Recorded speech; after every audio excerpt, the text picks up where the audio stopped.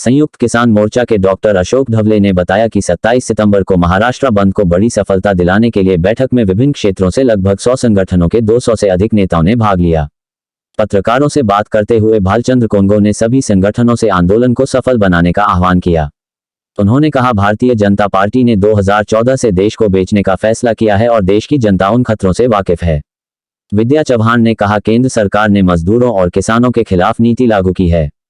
मोदी सरकार को कुंभकर्ण की तरह सोए रहने के लिए सभी राजनीतिक दलों को हड़ताल में शामिल होना चाहिए और आम लोगों का समर्थन प्राप्त करना चाहिए।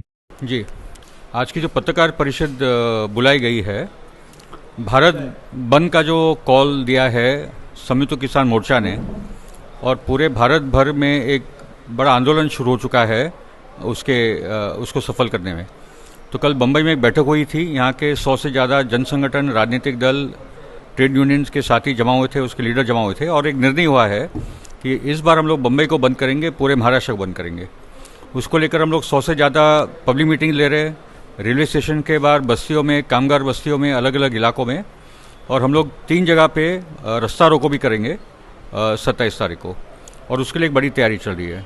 और ये जो किसान आंदोलन है और मजदूर आंदोलन है, ये दोनों ऐसे आंदोलन हैं जो इस देश को बचा सकते हैं और जो मोदी की फाशिस्ट कॉर्पोरेट अडानी अंबानी सरकार है उसको निकाल सकते हैं। तो भारत बंद आप लोग ने नारा दिया है, क्या है उसमें एग्जैक्टली आपके मुद्दे क्या है? 27 सितंबर को दिल्ली में जो पिछले 10 महीने से लगातार किसानों का आंदोलन जारी है, उस आंदोलन के नेता करने वाले जो संयुक्त किसान मोर्चा है, उसने ये भारत बंद का ये ऐलान किया है।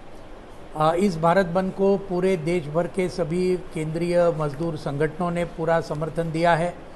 छात्र, नौजवान, महिला, खेत मजदूर, इन सभी संगठनों ने दिया है। कई राजनीतिक पार्टियों ने भी ये 27 सितंबर के भारत बंद को पूरा समर्थन दिया है।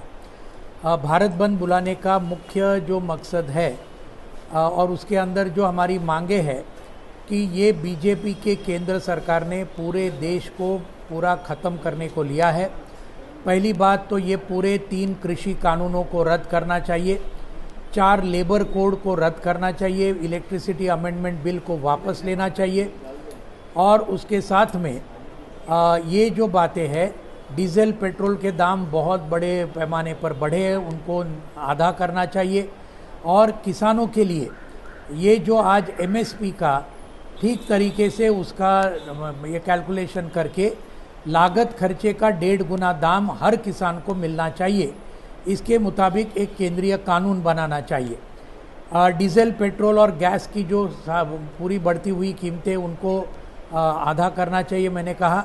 और मुख्य रूप से आज पूरा देश को बेच डालने का जो षड्यंत्र इनका चल रहा है, बड़े बड़े कॉरपोरेट्स को पूरे देश की संपत्ति बेच डालने का, तो इसको भी कहीं रोकना चाहिए।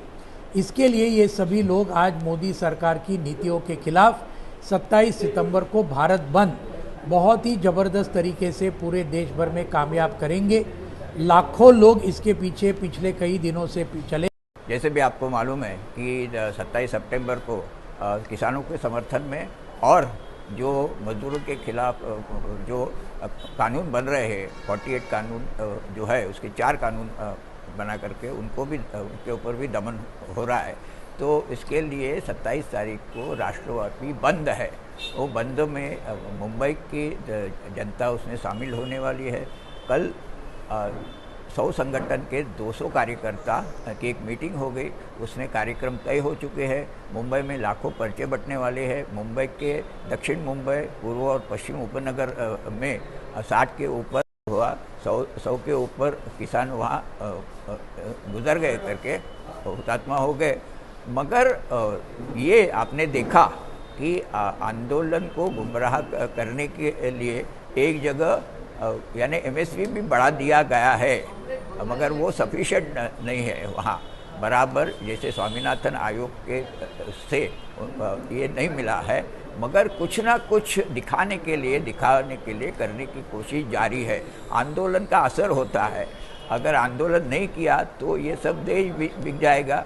जो अपनी ज़मीन है, और किसान जो है अन्नदाता है, उसकी ज़मीन अडानी और अंबानी के पास चली जाएगी। आज तो वह रोका है किसानों ने और जनता ने, जो गोदामें है वो अडानी ने बनाई है, उसमें होर्डिंग होगा और रेशनिंग व्यवस्था भी है शहर की, वो ख़त्म हो जाएगी। वो तो रुक गया है आंदोलन करने से, और हम ये चाहते हैं कि ये तो यानी सरकार की टैक्टिक्स होती है, लंबा आंदोलन चलने दो, दमन करो, उसमें हिंदू मुस्लिम फूट ये करो। अभी मुजफ्फरनगर में आपने देखा कि वहाँ नारा लगाया गया हिंदू मुस्लिम एकता का, महापंचायत हो गई। तो ये बढ़ता जा रहा है आंदोलन, यानी पंजाब, हरियाणा, राजस्थान, उत्तर प्रदेश और महाराष्ट्र और तमिलनाडु में ये बढ़ता जा रहा है, और इसलिए इसका असर यानी ये रोका गया है पहली बार।